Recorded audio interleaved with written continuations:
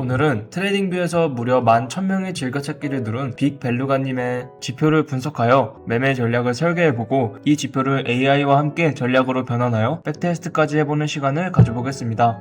먼저 전략을 설계하려면 개발자가 어떤 의도로 이 지표를 만들었는지 공부해봐야겠죠. 개발자가 작성한 문서를 읽기 위해서는 먼저 지표 탭을 클릭하신 뒤에 사용하실 지표의 이름을 검색해줍니다. 사용하실 지표를 찾으셨다면 지표 위에 마우스를 올리고 가장 오른쪽에 있는 문서 모양을 클릭하시면 됩니다. 이 창에 들어오시면 개발자가 어떤 의도로 이 지표를 작성하였는지 읽어보시고 공부할 수 있습니다. 먼저 번역을 해보겠습니다. 이 지표의 핵심 아이디어에 대해서 쓰여 있는데요.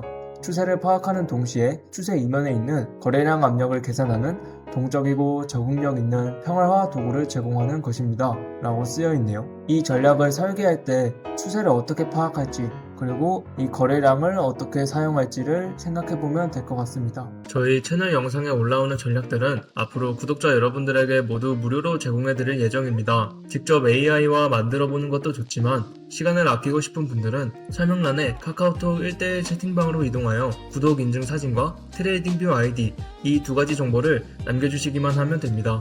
트레이딩뷰 아이디는 트레이딩뷰 화면에서 왼쪽 위에 동그라미를 클릭하시면 확인하실 수 있습니다. 저희가 정보를 확인하는 즉시 구독자님의 아이디로 사용 권한을 넣어드리겠습니다. 이렇게 권한을 부여받으시면 트레이딩뷰 지표의 초대 전용 페이지에서 바로 꺼내 쓰실 수 있도록 전략이 활성화됩니다.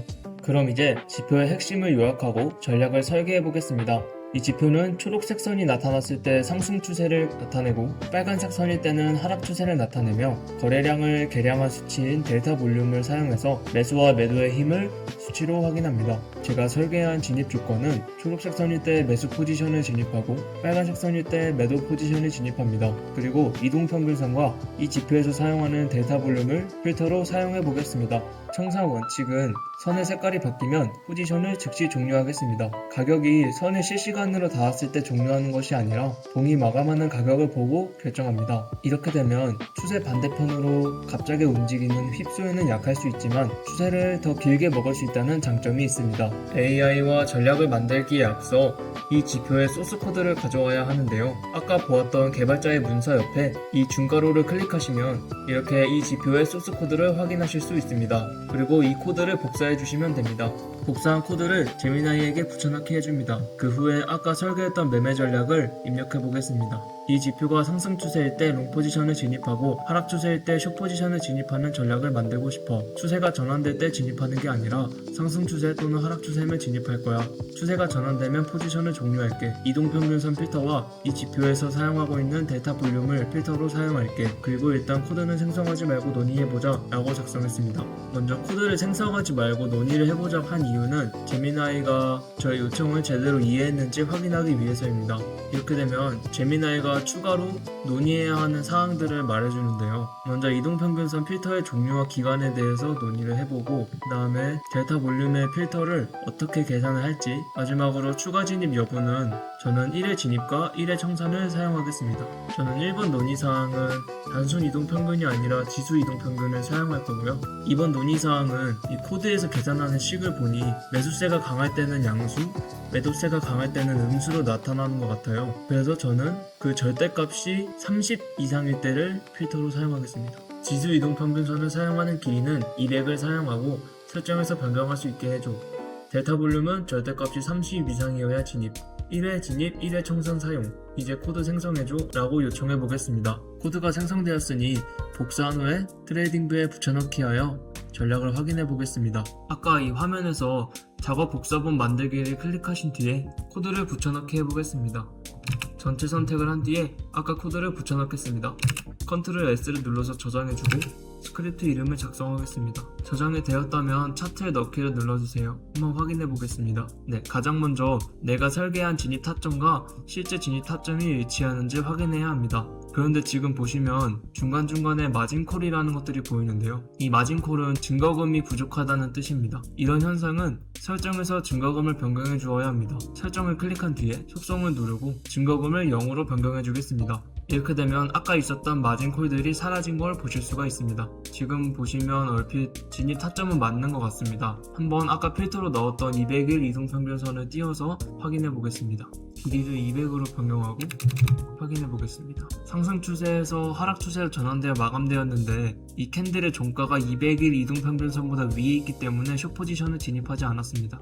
그리고 여기를 보시면 상승 추세로 전환이 되었지만 200일 이동평균선보다 밑에 있기 때문에 진입을 안 하다가 200일 이동평균선을 뚫고 올라가는 이 캔들이 마감했을 때 롱 포지션을 진입했습니다. 그리고 추세를 전부 먹고 여기서 포지션이 종료했네요. 지금 보시면 제가 설계했던 전략과 실제 진입 타점이 전부 일치하는 것 같습니다. 그럼 수수료를 넣고 백테스트 결과를 한번 확인해 보겠습니다. 설정에 들어가서 수수료를 입력해주고 확인 눌러주겠습니다.